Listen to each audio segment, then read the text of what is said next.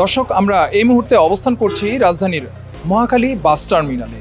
Mohakhali bus terminal থেকে বিভিন্ন রুটে ছেড়ে যাওয়া যে যাত্রীবাহী বাস রয়েছে সেগুলো কিন্তু গতকাল বিভিন্ন রুটে ছেড়ে গিয়েছে এবং আমরা যেমনটি দেখেছি গতকাল উৎসব মুখর পরিবেশে কিন্তু দেশের বিভিন্ন স্থানে এই মহাখালী বাস টার্মিনাল থেকে কিন্তু যাত্রীরা তারা তাদের বাড়ির উদ্দেশ্যে রওনা দিয়েছেন।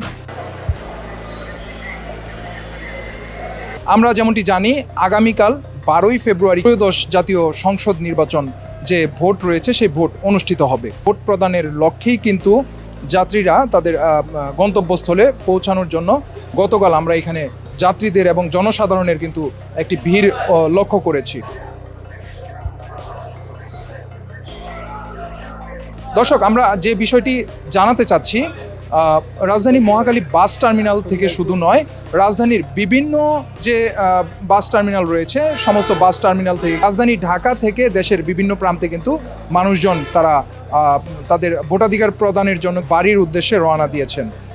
উৎসব মুখর যে পরিবেশ তৈরি হয়েছে সেই উৎসব মুখর পরিবেশ আমরা লক্ষ্য করেছি।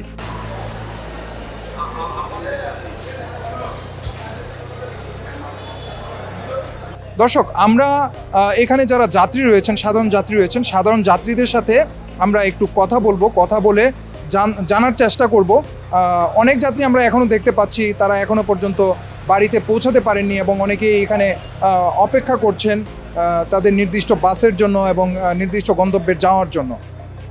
আমরা তো এখনো যাইনি, যাওয়ার পর বুঝতে পারবো যে পরিস্থিতিটা কেমন হচ্ছে না হচ্ছে।